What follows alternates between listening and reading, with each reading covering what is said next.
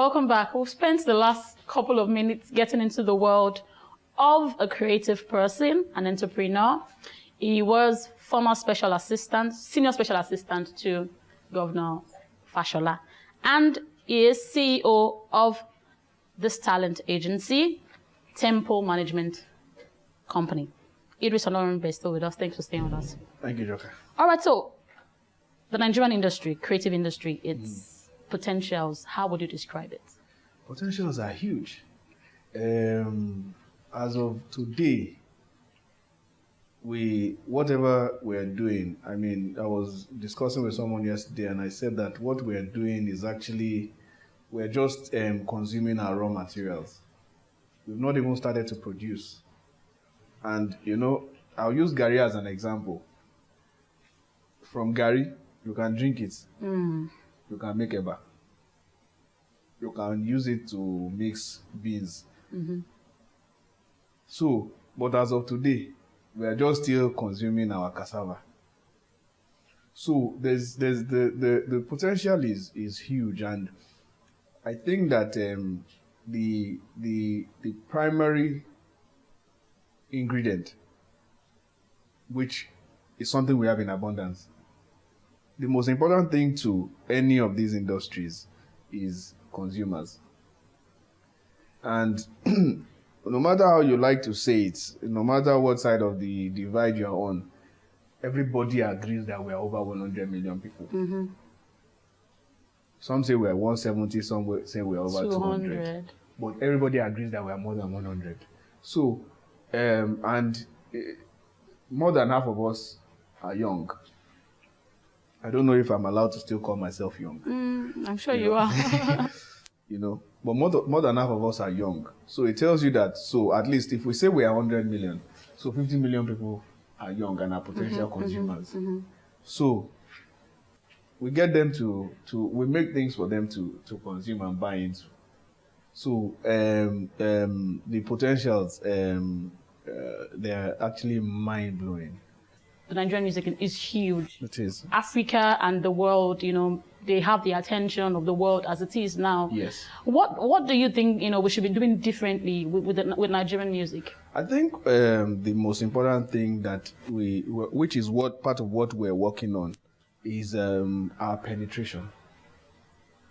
The number of people that are listening compared with the number of people that we have is very, very minimal.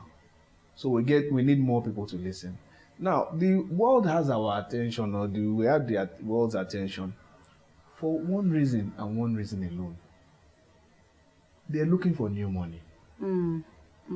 So they call us emerging markets. So when they see a Nigerian act and they clap for him, they are not clapping for him because they want to export him to North America or to England. They are clapping because they think that they can use him or her to get the Nigerian penetrate money into the Nigerian market, which is the new money that they are looking for.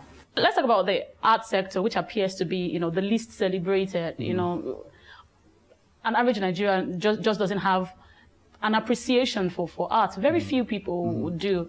And how are you trying to change that? I remember, it's interesting that you mentioned this, but I remember when the current administration, when they released their asset declaration forms. Okay. One of our clients, Victor Hikameno, is an artist.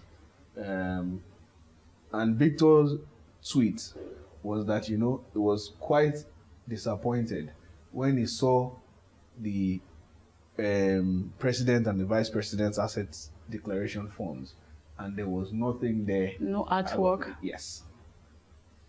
You know, but I think that the current generation have more of an appetite, and well, whether they like to admit it or not, I think that part of the appetite is also as a result of greed, because they've seen what can happen. What can happen, yeah. To some pieces, you know. So and look, these things are timeless. let's talk sports now, because I know that you're also into sports. We are. Sports, way back, Atlanta 96, USA 94, the Nigerian sporting system was at its peak at that time. But then we saw like a decline. What should change? Well, I think that one of the things that should change and is already changing has to do with football, is the development of the local league. And I have heard or I've read before that the richest black man, Alhaji Aliko Dangote, says that he was interested in owning. Is it Arsenal? I think Arsenal, yeah. You know, but I think that Alhaji said that because he has not seen people manage a local team the way it should be. Manage it in such a way that it becomes something that is so beautiful and appealing that everybody wants a piece of it. And we're coming. Alhaji, if you're watching, Chairman will reach out to you. But we're coming because, look, it's actually a very, very, very expensive undertaking, because there's salaries, there's welfare, there's maintenance, and these are costly. So sponsorship is a very, very key ingredient. You'll see that, for instance, when you hear about how much the teams in the States or in the Premiership are paying to have their names on the jerseys, or how much Nike paid the team to be able to be the ones to design the jerseys. But here, you'll find probably that the teams are sending emails to Nike and Nike is not replying, or we're begging that give it to us and then we'll market you. But Nike is not looking at us because Nike is following Arsenal and Manchester United, because they know that once the team is wearing it, people are going to wear it. So it brings us back to what I said about penetration, the buy-in. Well, we've heard the stories about stationery stores, Abiola Babes, and all of that, even though we were young at the time. But I gather we from grew up stories that they were really viable at the time. People, the Lagos people would travel so far just to watch. Which is exactly what happens in the Premiership. So typically, you will not find somebody who lives in Manchester supporting Arsenal.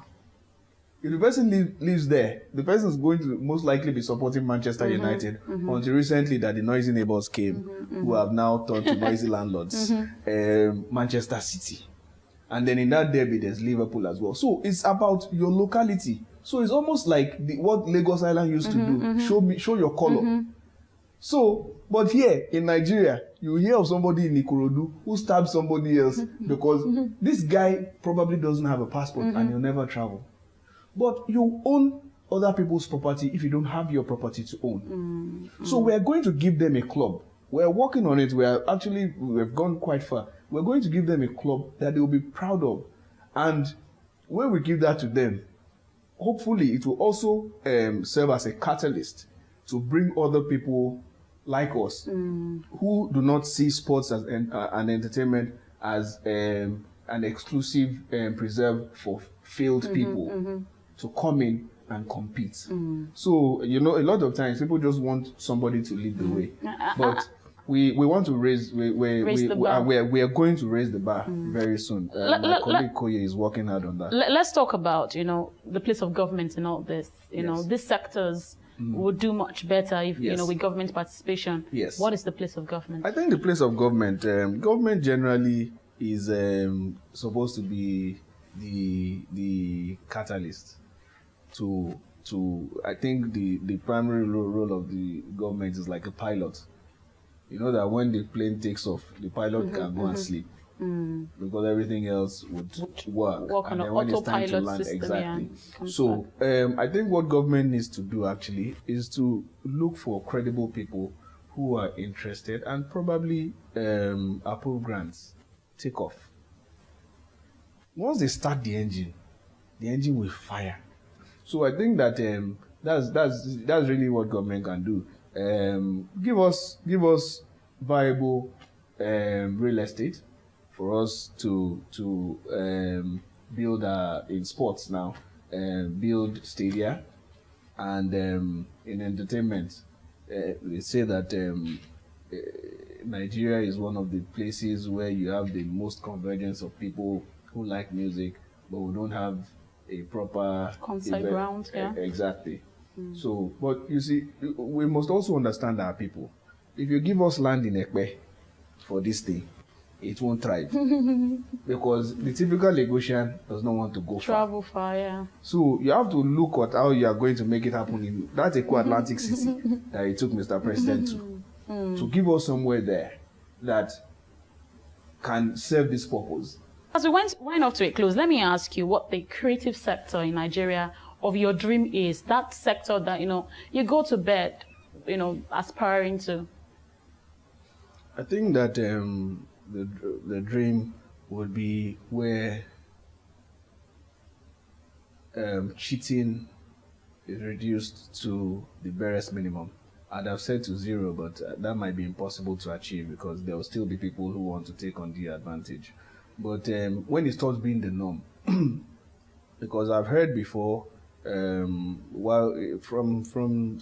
within, our client went somewhere and made a commitment on our behalf, and there was money supposed to be paid, and the money was paid the next day from the client's account.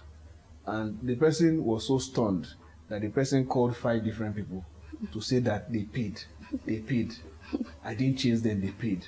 So when things like that stop being news, when the news becomes that somebody is owing somebody, or somebody stole somebody's intellectual property, or somebody's trying to cheat somebody and everybody's standing up against it, that would be my ideal. When it becomes more difficult and impossible and an abnormality for somebody to cheat anybody else within the entire creative space.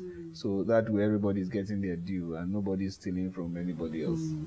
All right, tell me one thing that you know about yourself that a lot of people do not know, but you like to share with them today. That's the jump question, right? I think I'm an open book. Everybody says that. People always say that when they don't have the answer to that question. But sincerely, I'm just thinking about it that what could it be?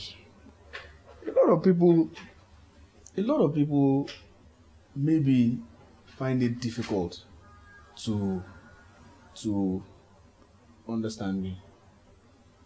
And I think it's born out of the fact that I'm not a trivial person and I don't like frivolities. Let's work. And I don't think I'm the most friendly person because I'm not sure that I need to be everybody's friend, because it's very, very important to me. For me, the quality of the friendship is more important than the quantity of the friends. So I think based on that, a lot of people from afar would think all sorts, maybe he's not nice, he's a snob and all of that, and it's okay, I'm happy. I just don't have a very, very